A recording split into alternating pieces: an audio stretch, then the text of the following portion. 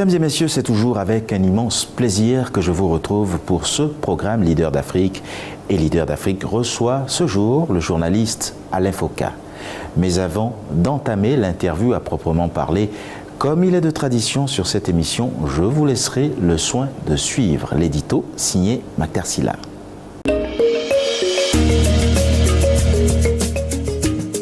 Alain Foka, un nom connu de tous les amoureux de la radio qui a fini par être un membre à part entière de chaque famille africaine, de chaque auditeur d'ailleurs, prompt à honorer le rendez-vous notamment du dimanche et à recevoir cette icône africaine de Radio France Internationale ou tout simplement de l'audiovisuel mondial. Que de rencontres, de découvertes, de voyages en Afrique et avec des Africains à travers les thèmes qui les grainent semaine après semaine, avec la même intonation, la même passion, le même amour du continent qu'il sert du mieux qu'il peut à la position qui est la sienne. Que de pérégrinations dans le monde au service de sa profession, de sa passion, de ses projets pour l'Afrique. Mesuré, équilibré, pugnace, Alain Foka, tel un funambule, réussit semaine après semaine, mois après mois, année après année, décennie après décennie. Cet exercice ô combien difficile d'aller au fond des choses, de mettre face à face des interlocuteurs que tout oppose sans jamais pencher d'un côté ou de l'autre pour le grand bonheur de son auditoire. Tout y passe. Chefs d'État et hommes politiques, des pouvoirs et des oppositions, société civile, libres penseurs et alerteurs de conscience, leaders d'opinion, opérateurs économiques, hommes et femmes des sciences et de culture. Alain Foka a le don de brasser le plus largement possible, faisant mentir le dicton selon lequel « qui trop embrasse, mal étreint ». Son exceptionnel carnet d'adresses lui permet des productions inédites et de mettre à son actif des qualités rares et essentielles, la constance et la rigueur, sans jamais se départir de sa convivialité légendaire, ponctuée par son sourire, taquin et provocateur pour ne pas dire narquois. Bienvenue chez toi, à Label TV, à ta place, celle d'un leader d'Afrique. Alain Foka, bonsoir et merci d'avoir accepté notre invitation sur cette émission. Je ne prendrai pas le risque de vous présenter de nouveau, je vous en laisserai le soin. Qui est Alain Foka? Le journaliste, documentariste, l'homme de lettres et de culture ou le panafricain tout simplement? C'est toujours très difficile de se présenter. Bonjour à tous. C'est l'exercice le plus difficile parce qu'on ne se voit pas danser généralement. C'est les autres qui vous voient danser. Je suis tout simplement un journaliste africain qui essaie de faire son boulot du mieux qu'il le peut et qui essaie de combler à sa manière, à un petit niveau, des lacunes qui existaient dans notre histoire et dans la perception que l'on a de nous, tout simplement. Donc j'essaie au quotidien de montrer qui est l'Africain, comment il fonctionne et comment il pense. Que nous ne soyons plus obligés de penser par comment les autres nous voient, tout simplement, modestement bien sûr. Pourrions-nous revenir sur votre parcours? Comment en êtes-vous arrivé là? Quand on me pose la question, ça me fait rire parce que je n'ai pas le sentiment d'avoir un parcours qui soit exceptionnel. Je n'ai rien inventé pour l'instant, je vois des scientifiques qui font des choses extraordinaires. Un parcours tout simple, j'ai fait mes études au Cameroun jusqu'au baccalauréat. Et après mon baccalauréat, je suis venu en Europe, je suis venu en France, où j'ai fait des études de sciences politiques et de journalisme. Et puis j'ai eu la chance de rencontrer quelqu'un qui m'a, on va dire, porté un peu, puisqu'il m'a permis d'avoir mon premier boulot. Malheureusement, il vient de décéder, Hervé Bourges, qui a été quelqu'un d'extraordinaire pour moi et pour qui j'ai eu une grande affection, paix à son âme, qui m'a donné le moyen d'entrer dans la radio. D'abord par France Inter, puis Europe 1 et d'autres médias. Et puis frustré un peu de ne pas parler à mon peuple, de ne pas parler aux Africains et de souvent évoquer des sujets qui ne m'intéressaient pas singulièrement. J'ai rejoint RFI il y a une vingtaine d'années, presque une trentaine d'années déjà, où j'ai fait plusieurs choses. Médias d'Afrique, parce que je voulais qu'on donne la parole aux Africains, qu'on écoute aussi le point de vue des Africains. C'est une préoccupation permanente pour moi. Et Archives d'Afrique, qui a été la première émission, qui continue jusqu'à ce jour, et qui est aujourd'hui, je crois, à sa 27e ou à sa 28e année. Je suis content de le faire parce que je me rends compte que les gens ont aimé, que les gens continuent d'écouter et de regarder aussi, puisque la version vidéo a eu un succès que je n'attendais pas jusque-là. Et justement, vous évoquez là Hervé Bourges, un immense journaliste qui nous a quittés il y a seulement quelques mois. Que retenez-vous de lui ? Je retiens de ce monsieur un amoureux de l'Afrique, quelqu'un qui aimait les Africains aussi. Pas le genre d'amis que l'on a, parce que quand quelqu'un vous dit « nos amis les Africains », j'ai envie plutôt de me méfier de la personne. Ça fait un peu nos amis les bonobos. Mais bon, j'exagère un peu peut-être, mais c'est très souvent le cas. Non, Hervé, c'était autre chose. C'était quelqu'un qui aimait sincèrement les gens, qui ne faisait pas semblant, et un très grand professionnel de la presse. Je pense que son parcours parle pour lui, tout simplement, et il va me manquer. Déjà, il me manquait parce qu'il a été malade un bon moment, donc il n'était plus très présent, mais il a été très présent dans ma vie par le fait qu'à chaque fois où je faisais une émission, qu'il l'écoutait, notamment Archives d'Afrique, il me félicitait certes, mais il était assez dur avec moi en me disant peut-être qu'il faut rajouter ceci, peut-être qu'il faut un peu plus de témoignages, etc. Et ça m'a guidé pendant quelques années, donc pour moi, il restera dans ma mémoire, oui, très longtemps. Mais Alain Foka, c'est aussi et surtout la voix. Qu'est-ce qui rend votre timbre si particulier et tant convoité ? Je suis de plus en plus obligé d'adopter une autre voix quand je suis dans la vie, parce que dès que je parle, les gens me disent qu'ils ont l'impression d'écouter Radio France Internationale, c'est ma voix, je n'ai pas eu à la forcer. Mais je ne voudrais pas qu'on retienne de moi que la voix. J'espère que vous retenez d'autres choses de moi. Le contenu de mes émissions, ce que j'ai dit, les invités que j'ai, et je pense que c'est ça le plus important. Bon, si ma voix plaît, tant mieux, merci. Et je remercie le bon Dieu de m'avoir donné cette voix-là. Mais c'est ça ma voix. Je n'ai pas eu besoin de tricher pour ça. Au contraire, je suis obligé aujourd'hui de parler différemment dans la vie, d'adopter des accents pour que on n'ait pas l'impression d'écouter la radio quand on me rencontre. Nul n'a le droit d'effacer une page de l'histoire d'un peuple, car un peuple sans histoire est un monde sans âme.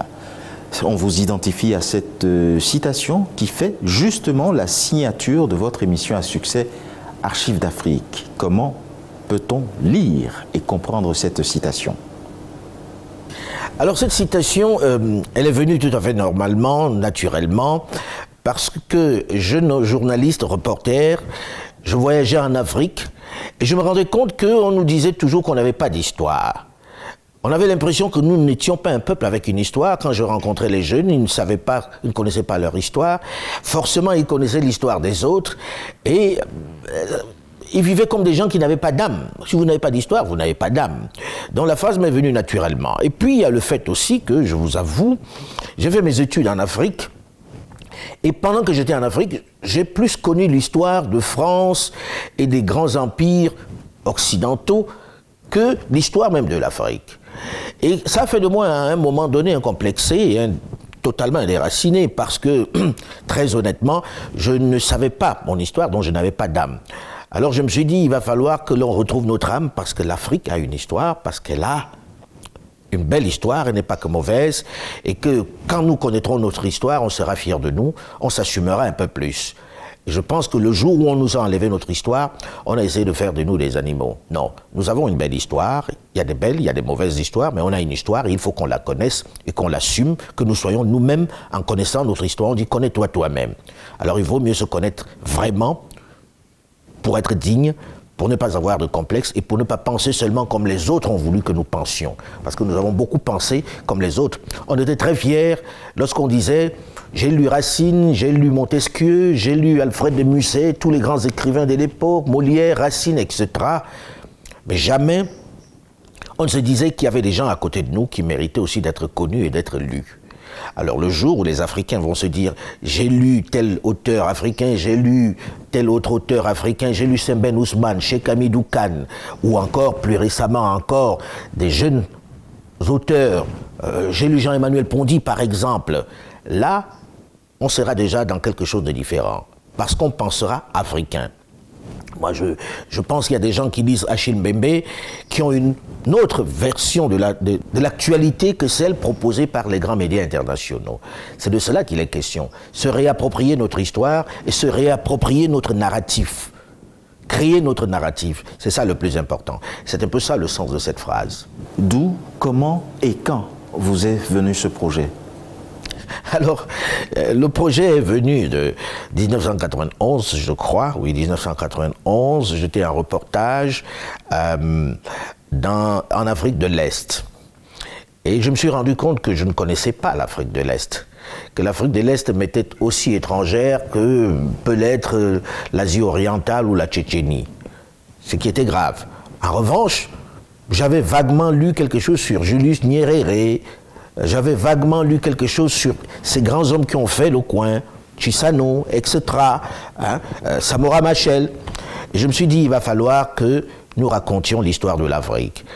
Le panafricanisme ne doit pas être seulement des mots, mais des actes. On doit se connaître. Et je me suis dit, je vais faire connaître ces Africains-là, ces personnes qui ont marqué notre histoire, mais aux Africains, tout simplement. Alors j'ai fait la proposition à RFI, à l'époque, qui tout de suite a dit oui, parce que il existait une émission sur l'antenne qui était assez intéressante, Mémoire d'un continent, qui m'a bercé, moi aussi. J'ai écouté Mémoire d'un continent pendant que j'étais jeune en Afrique, mais qui ne racontait pas ça de façon, on va dire, très accessible pour le plus grand nombre. Je me suis dit, je vais raconter en parlant comme Monsieur Tout-le-Monde, en parlant comme je vous parle, en parlant comme le jeune parle dans la rue, et avec des éléments, avec des archives, et avec des témoins, les derniers témoins de notre histoire. Voilà comment est née l'histoire d'Archives d'Afrique. Quel est le but recherché par une émission comme celle-là? Oui, le but pour moi, c'était de dire aux Africains, voici votre histoire. Maintenant, améliorez-la, ajoutez-y des choses. Je ne suis pas historien, je n'ai pas la prétention d'être historien, mais je donne des pistes de travail. Et je suis content de voir que Archives d'Afrique est entré dans les universités en Afrique, ça me fait plaisir. Mais vraiment, je suis allé dans quelques universités, c'était devenu des outils didactiques. Je suis allé dans des lycées, c'était devenu des outils didactiques. Je me dis, j'ai quand même réussi à faire que les gens s'intéressent à cette histoire contemporaine, qu'on n'arrête pas simplement, qu'on n'essaye pas simplement de raconter l'histoire de Ousmane Danfodio ou des grands empires du Mali, de Soundiata Keita ou de Samori Touré. C'est très important qu'on connaisse ces histoires-là. Absolument important parce que ça redonne à l'Africain sa fierté, etc. Mais je voudrais aussi que l'on raconte l'histoire d'aujourd'hui, que l'on raconte l'histoire de Mandela, que l'on raconte l'histoire de Monsieur Tout-le-Monde, parce que ça fait partie d'un tout. Et je n'ai pas rencontré des résistances là-dessus. C'est important pour moi. Vous rappelez-vous de votre tout premier dossier? Alors, charité bien ordonnée commence par soi-même, m'avait-on dit. La première émission était consacrée à Amadou Ahidjo, le premier président de la République du Cameroun. Le Cameroun en a eu deux seulement, soit dit au passage, mais c'était le premier président du Cameroun. Et c'était plus intéressant pour moi de m'attacher à quelqu'un que je connaissais pour démarrer une émission, parce que c'était l'émission pilote. C'était celle qui devait permettre que l'on accepte ou non le projet à l'antenne. Et j'ai fait de la recherche dessus, ça m'a passionné, ça m'a vraiment passionné. Et je suis allé à la rencontre de l'épouse du président qui m'a donné des pistes, etc. Et ça m'a pris un certain temps pour monter cette émission. Et le succès a été tel que je me suis dit, je vais la faire en vidéo. Donc, c'est ça mon premier, le numéro 1 d'Archives d'Afrique. Alors Alain Foka, aucun terrain n'a de secret pour vous, des portraits de chefs d'État aux conflits actuels ou les plus enfouis dans l'histoire du continent. Vous avez quand même une cinquantaine, voire plus, de documentaires à votre actif. Sur quelle base choisissez-vous vos sujets? Je pense qu'on part du fait que c'est encore une histoire à raconter. C'est notre part de narratif. C'est comment on se perçoit. Et il y a des sujets qui ne vont pas intéresser les grands médias internationaux, de produire, j'entends. Diffuser, quelquefois, oui. Mais de produire, je ne vois pas pourquoi un média international déciderait, par exemple, de raconter l'histoire des Agoudas. Et si je vous dis les Agoudas, vous qui êtes de la région du Bénin, du golfe de Bénin, vous savez ce que c'est. Mais quand je pose la question à la plupart des Africains, ils ne savent pas ce que c'est les Agoudas. Pourquoi un média international raconterait l'histoire des Agoudas? Or, c'est l'histoire de l'Afrique. C'est important de le savoir. Et cette histoire reste encore au quotidien au Bénin. Personne ne se pose la question de savoir qui sont les Agoudas. C'est à nous de raconter cette partie de notre histoire. Les Agoudas, ce sont les revenus de l'esclavage, ceux qui sont revenus après l'abolition de l'esclavage pour s'installer sur les côtes du Bénin, du Togo, du Ghana, du Nigeria, et qui portent des patronymes encore de leurs anciens maîtres, les Do Nascimento, etc. Il n'y a pas 1% d'Africains qui savent ce que c'est les Agoudas. Donc c'est le genre de documentaire qui m'intéresse. Donc j'ai fait un documentaire sur les Agoudas en allant au Bénin, en les rencontrant, en montrant comment ils vivent, comment ces Agoudas sont devenus des vrais Béninois à part entière, en gardant ce patronyme-là, en montrant quelle est leur histoire et en montrant l'influence que cela peut avoir. Et on est allé tourner à Salvador de Bahia, au Brésil, pour montrer d'où ils sont partis et montrer encore la présence du Bénin au Brésil. C'est ce type de documentaire qui m'intéresse. Ce que les autres ne peuvent pas initier parce que ce n'est pas très bancable. Pareil pour l'histoire de la diaspora. Aujourd'hui, on parle de diaspora, mais il faut, à un moment donné, que l'on fasse un état des lieux de cette diaspora. Qui est cette diaspora? Comment fonctionne-t-elle? Comment vit-elle? Alors j'ai pris sur moi de faire une série qui s'appelle Les Diasporas. J'ai fait les Noirs de New York, les Noirs de Washington, les Noirs de Sydney en Australie, les Noirs de Paris. Comment vivent-ils? Quels sont leurs centres d'intérêt? Quel est le rapport qu'ils ont avec le continent? Quel est leur apport dans la vie du continent, etc. Qui doit financer ça? Pas les grands médias internationaux, c'est nous les Africains qui devons raconter. Voilà comment naissent un peu les idées de documentaire avec moi. Bien sûr, il y a des propositions, il y a des grandes chaînes internationales qui, quelquefois, parce que malheureusement, il n'y a pas beaucoup de producteurs africains, des grandes chaînes internationales qui, quelquefois, nous sollicitent pour des documentaires qui concernent l'Afrique, en nous disant, vous avez l'expertise, allez-y, voici le sujet, voici l'angle, est-ce que vous pouvez le faire du point de vue de l'Africain? Parce que très souvent, c'est du point de vue de l'autre. Voilà comment naissent les idées de documentaires. Je travaille sur beaucoup de documentaires, c'est vrai, mais ça part toujours de l'Africain que je suis et de comment doit-on percevoir l'Afrique. C'est ça qui m'intéresse. Quelles sont les histoires qui vous ont le plus touché, le plus interpellé émotionnellement? Des histoires qui m'ont touché, c'est plutôt des reportages. C'est des reportages, j'ai couvert la guerre au Congo, ça m'a marqué profondément. J'ai couvert la guerre, ce qu'on a appelé le génocide au Rwanda, qui est une boucherie indescriptible, ça m'a marqué aussi. Donc je me dis, voilà des sujets qui m'ont fait mal. Et puis, il y a aussi Afrique Plus, le débat africain, résolument panafricain finalement à l'Infoca. Oui, c'est mon essence. Le métier que l'on fait est d'abord un métier de passion. Et pour moi, il est important de donner à parler aux Africains, de faire que l'on entende le point de vue des Africains, le son de cloche des Africains. Ça a toujours été ce qui m'a animé et je pense que dans ce domaine-là, on ne doit pas être une centaine à être dans cette posture, dont ça rend la responsabilité encore plus forte. Ça met une pression supplémentaire. Et j'essaye à ma manière d'être le plus panafricain possible, sans m'enfermer dans un pays, même si je me reproche souvent de ne pas suffisamment faire pour l'Afrique de l'Est.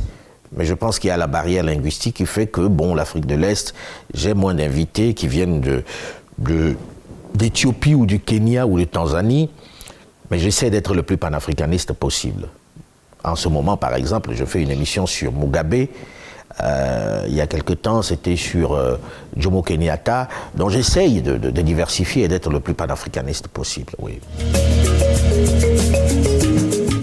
Bienvenue dans le débat africain qui accueille aujourd'hui des invités prestigieux. Plusieurs chefs d'État réunis ici à Dakar. Plusieurs présidents de la République qui nous font l'honneur d'être nos invités aujourd'hui. Et nous allons parler maintenant d'une autre de vos émissions à succès, le débat africain, qui constitue d'ailleurs l'une des plus grosses audiences de RFI.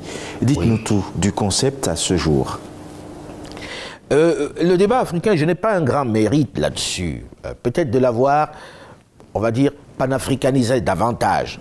Mais j'ai une consoeur qui avait un talent extraordinaire, Madeleine Mukababano, qui est au début de cette émission. Il s'avère qu'il y a quelques années, j'étais épuisé et j'ai décidé d'arrêter un magazine qui s'appelait Les Médias d'Afrique, qui était en quotidienne, et je n'avais plus envie de faire de la quotidienne parce que j'étais resté en quotidienne pendant 17 ans.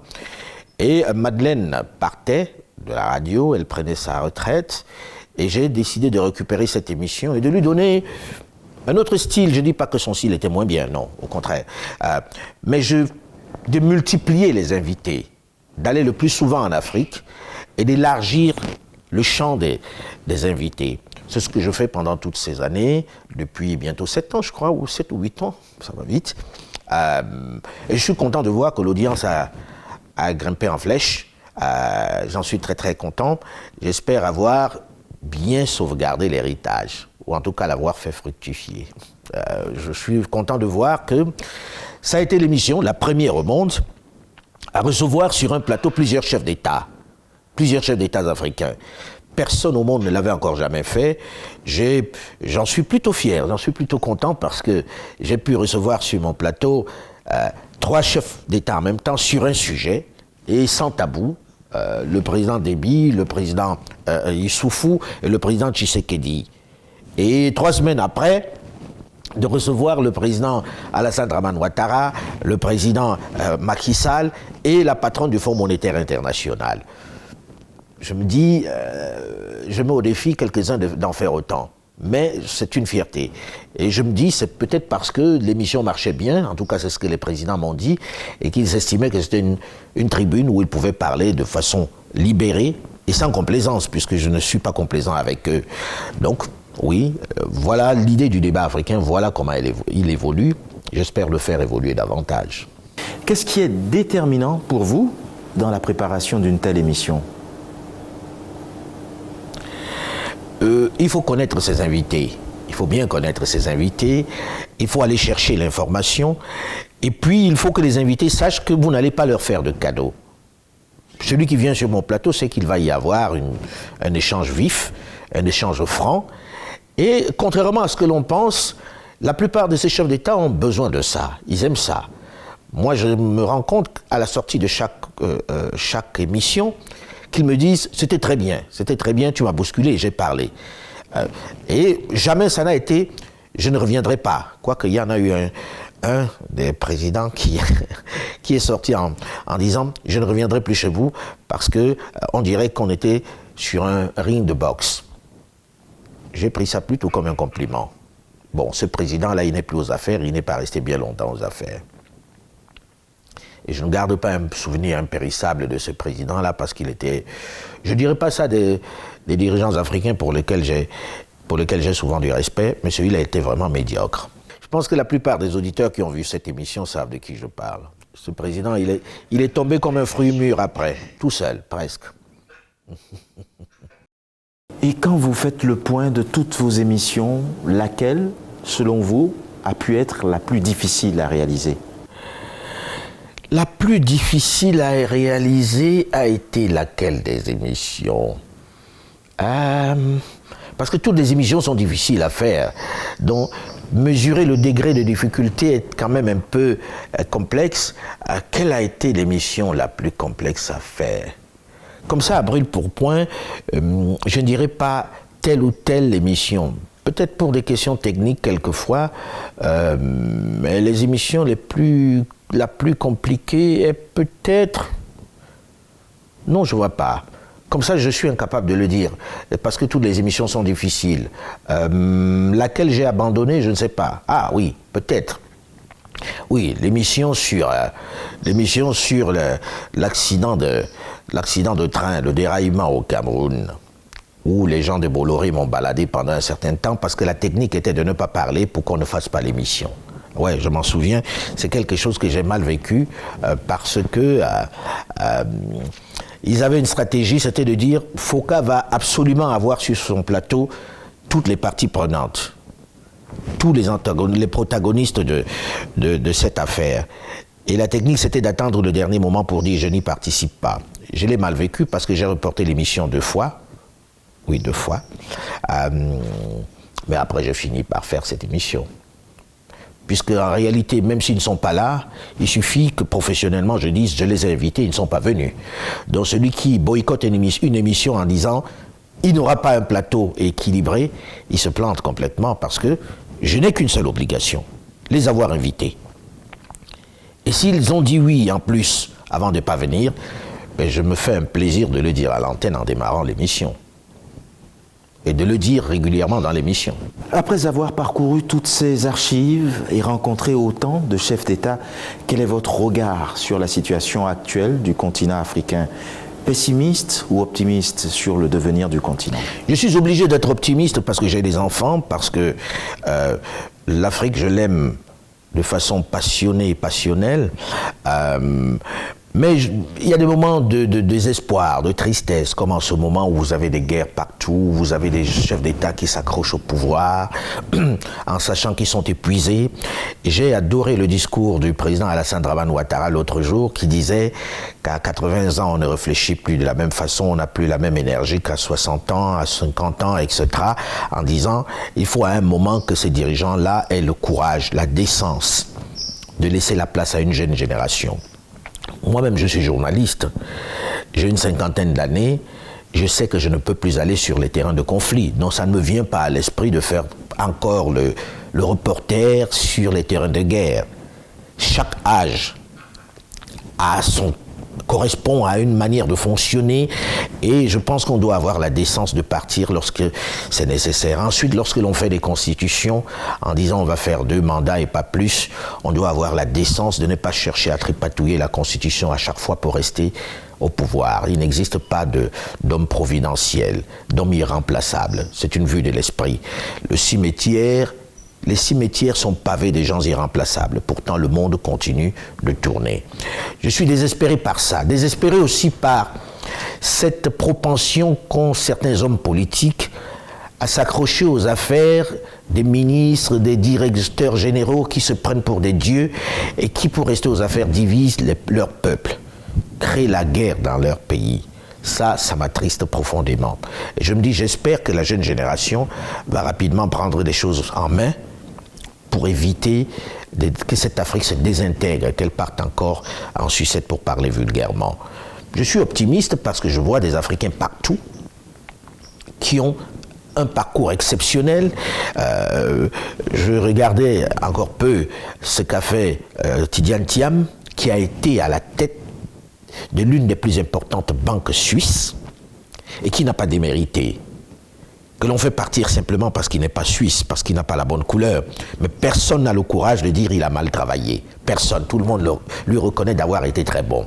Je regarde des scientifiques qui sont à des niveaux extraordinaires. Je voyage à travers le monde et je vois des Africains à des postes extraordinaires. Et je me dis, si on était un peu plus structuré chez nous, ces ressources humaines seraient totalement utilisées pour notre continent. Et là, on aurait un continent extraordinaire. Je pense que c'est la passation, la transition qui me fait peur. Le passage de témoin. Nous n'arrivons pas à passer le témoin. Dans tous les domaines, pas seulement les chefs d'État. Quand vous allez dans des entreprises en Afrique, vous avez des directeurs généraux qui ont leur ascenseur à eux, qui ne peuvent pas monter dans le même ascenseur que leurs collaborateurs. Quand vous allez dans des entreprises, vous vous demandez comment on ne peut pas libérer les énergies. Parce qu'on a cette maladie du pouvoir. On adore conserver son pouvoir. On veut être le chef. Sauf que ça ne permet pas de libérer les énergies. Mais je reste optimiste pour le continent. Je me dis ça va passer, que c'est une étape, c'est transitoire. Et que pourvu que cette transition ne dure pas trop longtemps. Parce que je vois des transitions qui durent depuis une 30aine d'années. Et c'est épuisant. Et quels sont les dirigeants ou chefs d'État qui vous ont le plus marqué? Ça va décevoir un certain nombre de personnes parce que ça va être le truc traditionnel, que j'ai été impressionné par Nelson Mandela. C'est évident que quand vous rencontriez Nelson Mandela, il vous irradiait, il y avait quelque chose qui se dégageait en ce monsieur qu'on ne peut pas décrire. C'est la marque des grands hommes, c'est celui qui m'a marqué. Si on parle des présidents africains, je vais parler de lui en premier. Il m'a profondément marqué, ça c'est clair. À côté de ça, j'ai rencontré d'autres dirigeants où je vais décevoir parce qu'on se dit que c'était des dictateurs, c'est un terme qu'on a beaucoup utilisé, dictateurs indécrottables, les patrons de la France-Afrique, etc. Sauf que en les fréquentant de l'intérieur, c'était des gens très attachants, qui avaient une façon de fonctionner qui était très africaine. Est-ce qu'ils étaient bien, est-ce qu'ils étaient de bons chefs d'État? Je ne sais pas. Je ne sais pas le dire, mais en les fréquentant de près, j'ai beaucoup aimé Omar Bongo Ondimba, j'ai beaucoup aimé le vieux Gnassingbé. Pourtant, ce n'était pas celui qu'on pouvait considérer comme un démocrate, mais lorsque vous le fréquentiez, il y avait quelque chose, celui d'Africain, qui vous amusait et qui vous séduisait. Est-ce qu'ils dirigeaient bien leur pays? Je ne sais pas. J'ai plutôt tendance à penser que non, parce qu'ils ne l'ont pas tellement développé, parce qu'ils n'ont pas répondu aux attentes toujours de leur population. C'est des gens qui m'ont marqué à titre personnel. Même si on ne va pas comprendre que je dise ça aujourd'hui. Mais il y a des gens qui sont aux affaires pour qui j'ai de l'admiration, oui, qui sont encore aux affaires, qui essayent tant bien que mal de développer leur pays, mais qui n'ont peut-être pas les outils, qui n'ont peut-être pas les hommes qui vont avec, et qui n'ont pas les mains libres, qui se battent comme ils peuvent. C'est pour ça que je refuse le schéma que l'on nous impose un peu, le schéma imposé, où c'est un dictateur ou c'est un démocrate. Ça ne fonctionne pas comme ça, c'est pas ou tout blanc ou tout noir, non. Au milieu, il y a du gris. Quand vous rencontrez ces gens-là, ils ont des préoccupations qui peuvent être louables. Est-ce qu'ils arrivent à les mettre en œuvre? Quelquefois pas. Quelle est leur marge de manœuvre? Elle est quelquefois réduite, beaucoup plus réduite que l'on ne veut bien le laisser penser. Donc je ne veux pas entrer dans le classement des bons et mauvais élèves. J'ai refusé ça.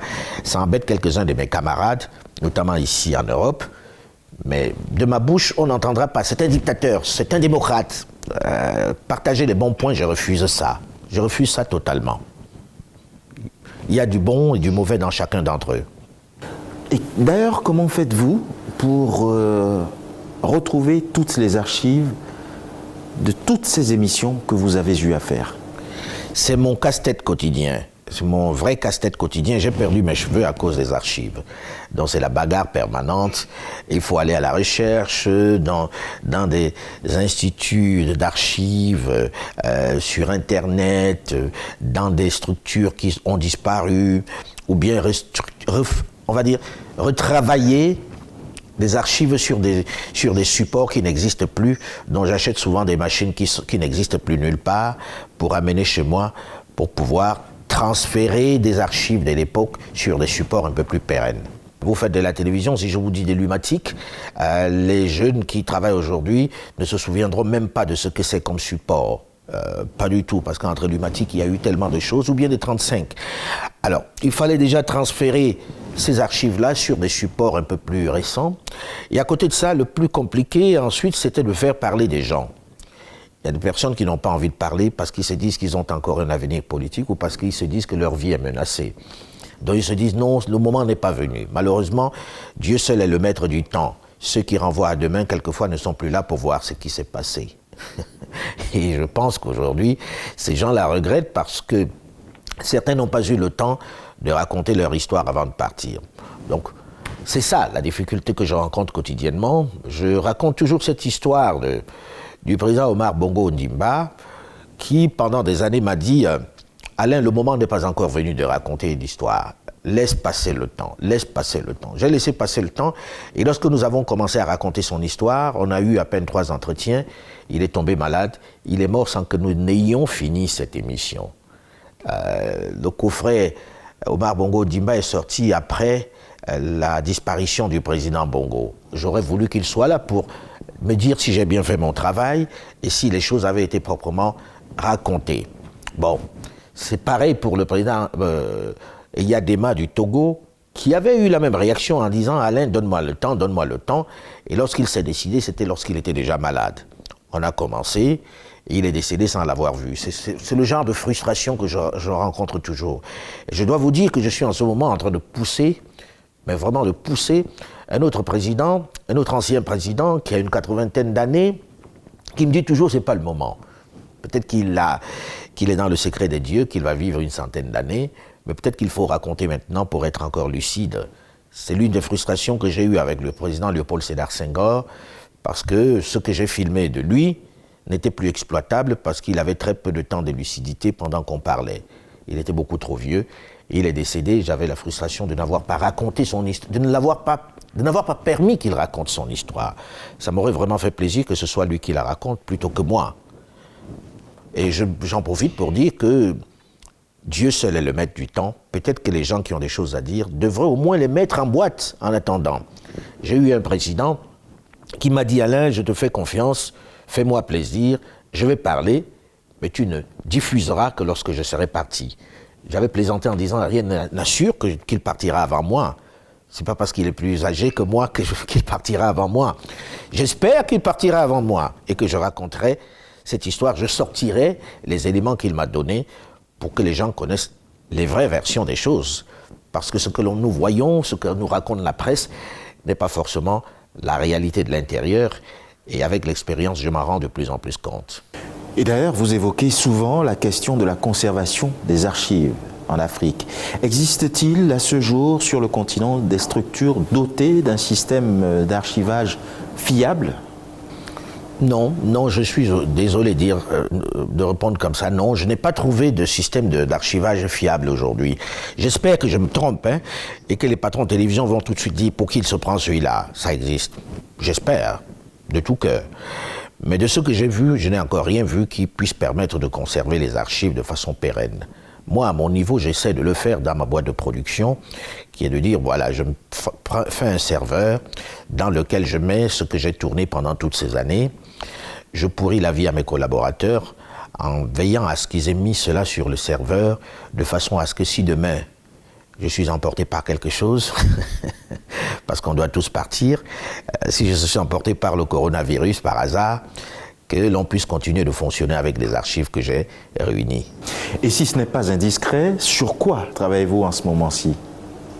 Je travaille sur une série de petits documentaires dont je veux taire un peu ici les thèmes. Mais je veux dire, pour une fois, j'ai traversé un peu la voie pour aller dans le football en ce moment. Et je travaille sur un documentaire sur le football africain. Je n'irai pas plus loin dans l'explication, qui sera diffusé bientôt pendant la période de la CAN.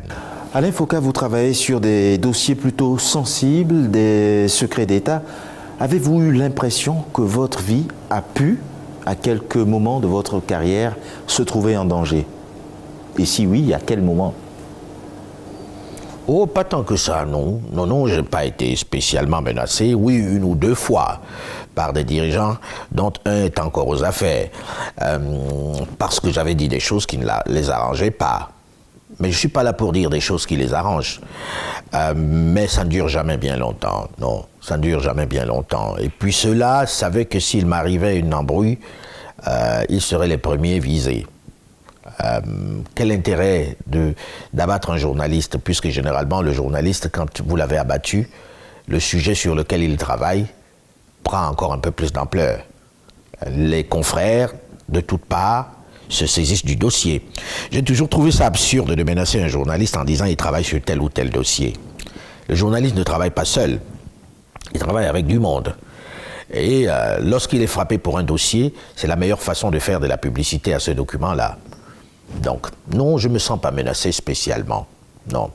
Bien sûr, il y a des gens qui éructent, des gens qui hurlent, des gens qui insultent, mais on vit avec ça. Les puissances européennes ont-elles, d'après vous, une part de responsabilité dans le faible niveau de développement des pays africains ? Alors, c'est un débat qui revient souvent, où je déçois la plupart de mes compatriotes, de mes frères africains, en disant, un chef d'État en Europe, qu'il soit français, allemand, américain, n'est pas élu par les Africains. Et il n'est pas élu pour veiller sur les intérêts des Africains. Les Africains doivent veiller sur leurs intérêts parce que ces chefs d'État sont élus pour veiller non seulement sur les intérêts de leur population, mais aller chercher ce qu'il y a de bien ailleurs pour amener à leur population. C'est de bonne guerre. C'est de bonne guerre qu'ils freinent notre développement si ça doit les aider à prendre nos richesses. C'est de bonne guerre pour eux d'aller négocier les meilleurs contrats à l'extérieur pour amener chez eux. Nous avons des richesses qui sont convoitées par les autres. C'est à nous d'être jaloux de nos intérêts. C'est pas aux autres d'être jaloux de nos intérêts. Il ne faut pas attendre qu'un président Macron soit là pour veiller sur les intérêts des Maliens ou des Gabonais ou des Togolais ou des Camerounais. C'est pas son rôle. Il n'est pas élu par eux et il n'est pas élu pour ça. Il est élu pour aller chercher le meilleur. Et si le meilleur est à l'extérieur, il doit aller prendre ça là-bas. Il ne faut pas s'attendre à ce qu'il y ait des contrats qui soient en faveur de tel ou tel parce qu'il nous est proche. Non. Non.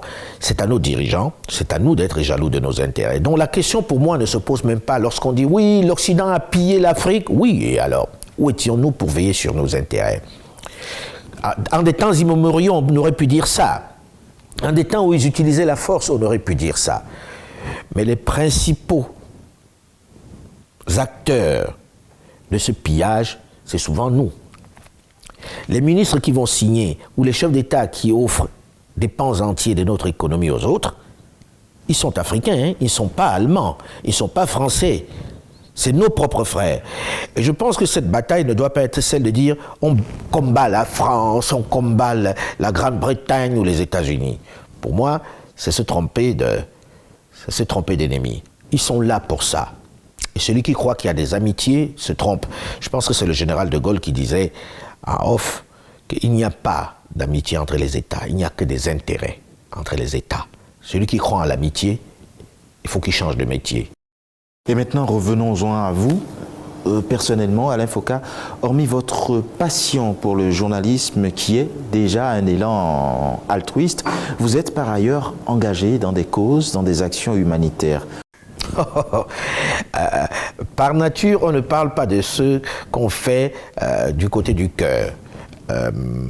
Je pense que quand on fait une offrande, la main droite, si c'est elle qui donne, la main gauche ne doit pas savoir ce que la main droite a donné.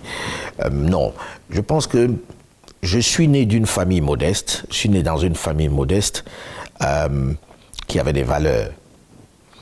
Et le parcours qui est le mien fait que je ne pense pas que ce soit par ma force que je sois arrivé là. Je pense que Dieu, à un moment donné, a dit, voilà, tu traces ton chemin, je vais t'aider à tracer ce chemin. Et il m'a mis à l'endroit où je suis. Et je me dois de rendre un peu de cela aux autres. Je me dois de me souvenir d'où je viens pour aider les autres à accéder aussi à quelque chose. Je ne suis pas riche, ce n'est pas mon intention, mais je ne suis pas malheureux. Je me dis, je dois aider les autres. Mais aider les autres ne veut pas dire faire de la publicité autour. Non, quand vous posez un geste, vous n'avez pas besoin que tout le monde soit au courant.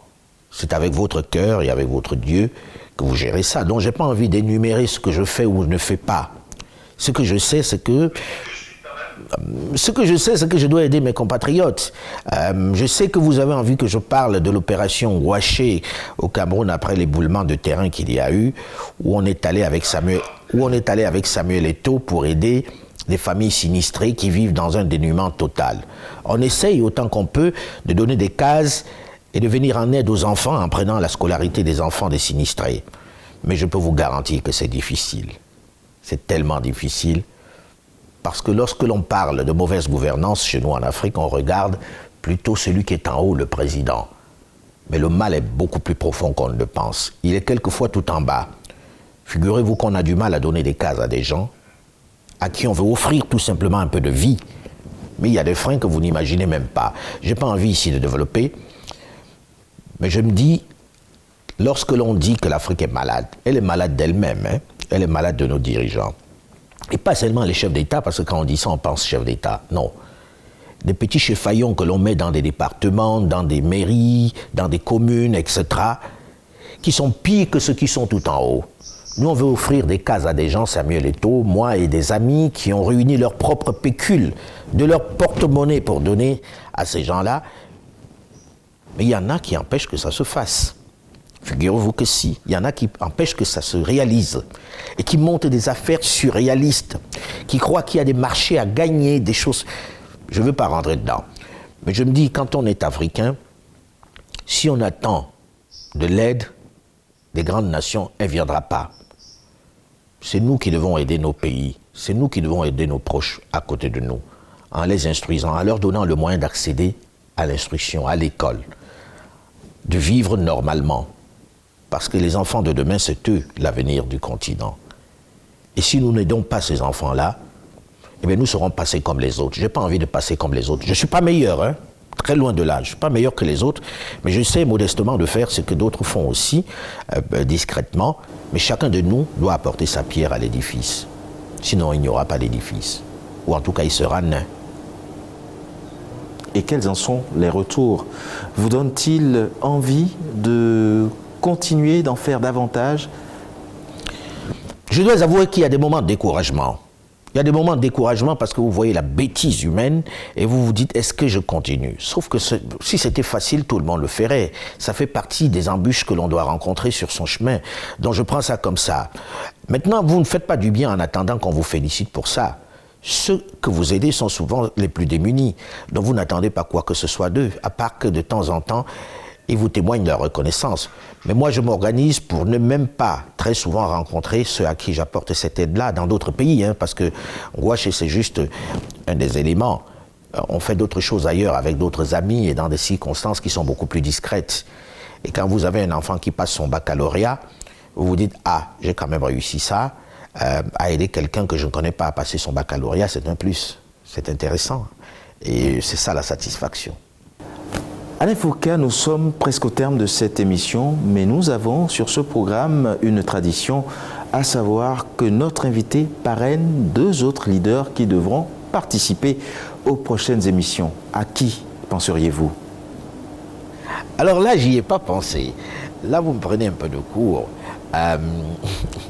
Si je devais penser à des gens comme ça d'un coup, je dirais, il existe quelqu'un pour qui j'ai beaucoup d'admiration, que je ne vois pas souvent, que je vois très peu, mais qui m'a impressionné par sa manière d'entreprendre, de faire les choses, qui est l'organisateur du forum de Bamako, Abdoulaye Coulibaly, qui est quelqu'un qui a fait un endroit où on va réfléchir, où depuis 20 ans on se rend, pour discuter des grands sujets d'Afrique, parce que je pense que les think tanks, c'est très important, il faut qu'il y en ait en Afrique, et qui est un espace où on doit souvent aller. Je pense que vous devrez l'inviter.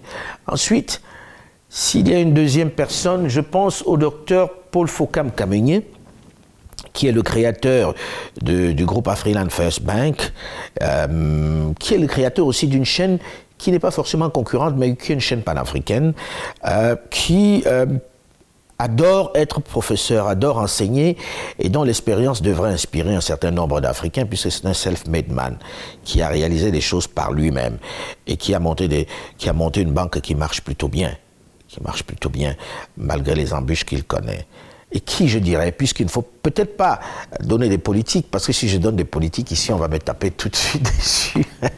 Quelle serait la troisième personne? Un ami qui est plutôt discret, qui a un parcours assez intéressant.